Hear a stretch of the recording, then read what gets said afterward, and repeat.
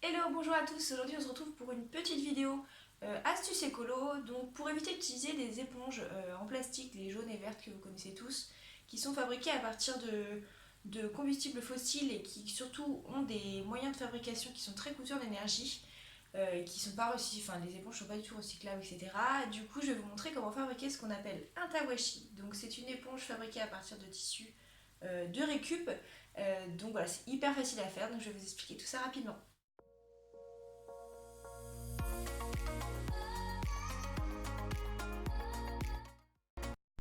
Afin de fabriquer un tawashi, il vous faut donc une planche, 28 petits clous, un marteau, de vieilles paires de chaussettes ou de vieux leggings ou de vieux collants, une règle, une paire de ciseaux et un crayon gris. Alors voici donc une planche à tawashi que j'ai déjà moi fabriquée moi-même. Donc comme vous voyez, j'ai tracé un carré de 16 cm sur 16 cm et j'ai planté donc les 28 petits clous dont je vous ai parlé, donc en mettant un tous les 2 cm. Voilà, donc ça normalement ça ne devrait pas vous prendre trop de temps et surtout c'est réutilisable une fois que vous l'avez votre planche à tawashi, vous pouvez la réutiliser plein de fois. Donc à partir de là, il va falloir donc fabriquer avec notre tissu de récupération des petites bandelettes. Pour ça, vous pouvez choisir par exemple ces chaussettes de foot qui sont très abîmées, alors qui sont trouées par exemple, voilà, donc celle-ci ou celle-ci, donc qui sont plus utilisables.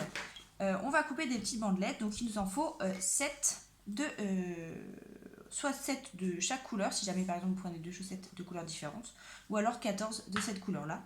Donc c'est parti.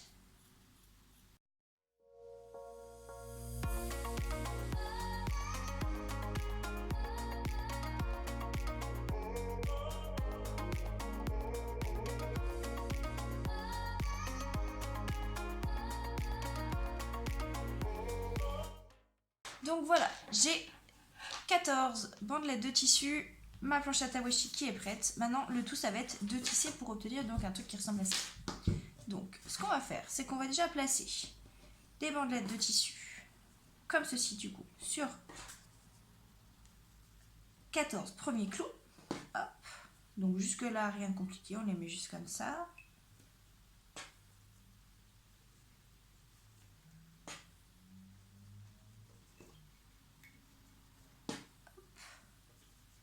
Voilà. Donc voilà pour la première étape. La deuxième étape, ça va être de tisser. Donc c'est à partir de ce moment-là qu'on va tisser. Ce qu'on va faire, c'est qu'on va placer ici sur le clou notre tissu et on va alterner en passant par-dessus et par-dessous les bandelettes qu'on a déjà utilisées et qu'on a mis dans l'autre sens. Hop. Voilà. Donc ici on a commencé en passant par-dessus. Maintenant pour le tissu d'après, on va mettre en commençant par-dessous.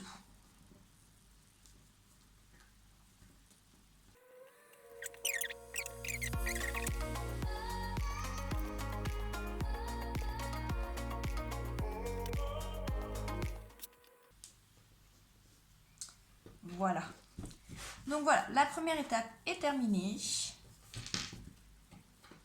Les bandelettes de tissu sont donc tissées entre elles. Maintenant, il va falloir faire en sorte de pouvoir l'enlever d'ici sans que tout se défasse évidemment. Donc pour ça, on va choisir de partir d'un coin. Par exemple, moi je choisis de partir d'ici.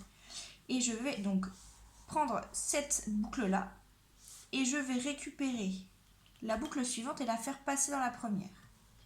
Voilà. Ensuite, je vais faire passer la troisième dans la deuxième, la quatrième dans la troisième, etc. en faisant donc tout le tour de mon tawashi.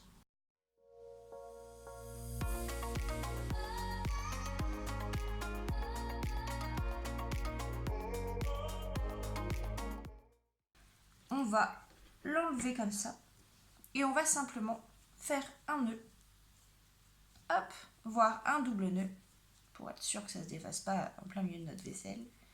Voilà.